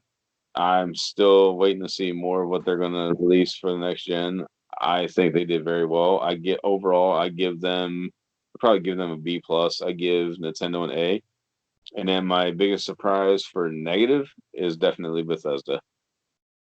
You know, they to Yeah, me they were losers for the whole thing. And well, them and EA, because EA didn't really give me anything overly, but EA is automatically a D plus in my opinion. EA gives us the same thing every year. It's literally disappointment. the exact same thing. It makes them money. We get our sports games that we like to play, and that's about it. Like, the best part about EA was finding out all this stuff about Apex. That was What my uh, for EA. what kind of I think put Nintendo over was that they were like, hey, you know what? We know you guys just want to see games. We know you just want to see trailers, so we're going to do the minimum amount of talking that we could possibly do and just throw them at you. Xbox kind of had the right thing too, where it was like show a game, show a game. World premiere was their like slogan for the entire night. It was just world premiere, world premiere, world premiere, and that was awesome. But then the one thing that probably could have saved Ubisoft in Assassin's Creed, like at this point, No. everybody That's they expects got it. they got Assassin's Creed Orchestra or Symphony that you can go see and see highlights Not the from your same thing. games instead of playing them. And Yeah, don't get me wrong, I honestly have already thought about going and seeing that because I think it would be a good time. the thing that irritated me was is yeah, you got the orchestra, that's cool, but then you show Assassin's Creed 3 gameplay in the background. Thank you for showing me a game that came out years ago. I really could give a shit less. If there was like a collaboration with like all the Assassin's Creeds over the It years, was. It was. oh, it was? I'm sorry. I Yeah. only saw the one part with 3. I was Uh, like, I really don't give I a didn't shit. notice. To be honest, I didn't notice it until Black Flag came on because then I saw them sailing the ship. Oh. I'm like, oh, okay, And I get it. I just wish they would have said something about, hey, we have another Assassin's Creed in works. We'll keep you updated. Even if Bethesda would have came out and Todd was like, hey, you know what? Our E3 panel, it's not that great this year, but we want you guys to know we have a lot going on that you guys should be excited for. I would have felt 100 times better. Like if he was been like, look, we don't have anything for Elder Scrolls, but it's going to be a great game. It's going to be an amazing game. Here's like a 10-second teaser trailer or show the trailer from last year. I know a lot of people would be irritated about it, but it would still be something. It's gonna And be great. It's gonna be amazing. and oh my god! And with Bethesda, like they kept coming out like, well, we heard you, and we're doing all this stuff to fix these games that came out and sucked and bombed, and we're doing all this other stuff. And then here's two new games, and that's it. With all the titles that we own, we're just going to come out with these two new IPs, and then there's Doom Eternal, and then there's a bunch of DLC now, or new updates and shit like It that. It's seemed like, like oh okay. god. It seemed like they were trying to ride the coattails of Doom to try and like satisfy us. It's like, yeah, Doom's cool, but we got the same thing back in 2016, and this looks a lot like it. Plus, I'm sorry, but the HUD on Doom, it's terrible. Change the color palette. It looks abysmally bad. I don't know if you guys noticed it, but it's like a vomit green. Like it's not even like a Halo Master Chief HUD green. It's like a, what's in my kid's diaper green. Like it was bad. Uh, okay, so I know we've talked about it. I know I've talked about it with Cyberpunk, and with the with the next Watch Dogs. Give me two games that you guys are just overly psyched for. Go ahead. Oh man. I mean, how can Cyberpunk 2077 not be one of them? Um, I honestly, there's so many games that I'm really looking forward to that I'm having a hard time to pick right now. I'd probably say Ghostwired, and then man, Sorry to put you on the spot. no, it's all good. I'm really trying to think of everything that we saw that I'm just like I gotta have it. I'd probably just have to say Sword and Shield. Like taking out the obvious ones, those two would probably be my two biggest. Bumpy, how about you? Bumpy, how about you? Sorry, my control. So everything just kind of cut off. Probably Sword and Shield, and then I don't know, man. Like I'm gonna probably say Halo Infinite. I'm hoping it's gonna bring us back to the old days of Halo 2, Halo 3, but yeah, I'm hoping. I mean, we'll see. And overall, I thought it was a good E3. I think we did get a lot of stuff that we wanted. A lot of stuff we knew was coming, but we finally got a little bit more. We got to see some stuff. We got release dates. We got some updates and all that kind of stuff. And like I said, it was a good E3. It wasn't over the top. It was weird not having Sony there, which we never touched on. But I think it was solid. I think we're at an hour and 45 minutes, and I need to go fuck to sleep. So, Raveneff, do you want to give your socials real quick? Follow me on Twitch, Twitter, and Instagram at Raveneff.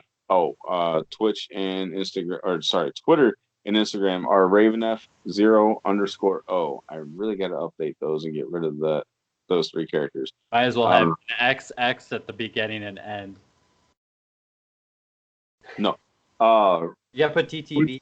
/Raveneff, RAVENEFF. Twitter and Instagram, RAVENEFF0_O. That is how it's pronounced and spelled. Bumpy, go ahead. Yeah, you can find me at twitch.tv/BumpyRug. I stream every night at 8:30 p.m., except for Thursdays and Sundays. Instagram is just BumpyRug. And the fuck was that? Did you guys hear that too? Yeah, it broke up for a half a second. Oh, that's weird. Well, anyways, Instagram is BumpyRug. Facebook, I have a Facebook page. Never really use it that much. Twitter, rarely use that either. I'm more on Instagram, but Twitter is Rug Bumpy because apparently BumpyRug was taken. It's a hot commodity. I'll sell it to you for $2,000 if you want. And yeah, that's pretty much it. Raising my price. And he did say that he does stream every night except for Thursday, Sunday at 8:30 p.m. That is Central Standard Time. So on the East Coast, it's 9. What is it? 6 on the West Coast. And again, I'm Odin'sbeard43 on Twitch, Twitter, and Instagram. So go ahead and go over there, hit those like buttons, subscribe over here to Bumpy, to the affiliate, and hit those follows. Keep hanging out with us. Also, one more thing. Be sure to check us out on Spotify, Stitcher, SoundCloud, and we'll be adding iTunes, Caster, and a select few others as well. So yeah, check us out on there, your favorite podcast outlet. If we're not on there, comment on the video below and tell us who you want us to add our podcast to. And he did say comment on the video if you are watching it on one of the podcast channels. We are on YouTube also. Middle of Nowhere Entertainment is the name. And this has been the second ever Potato Aim podcast. Thanks everybody for stopping by. Deuces.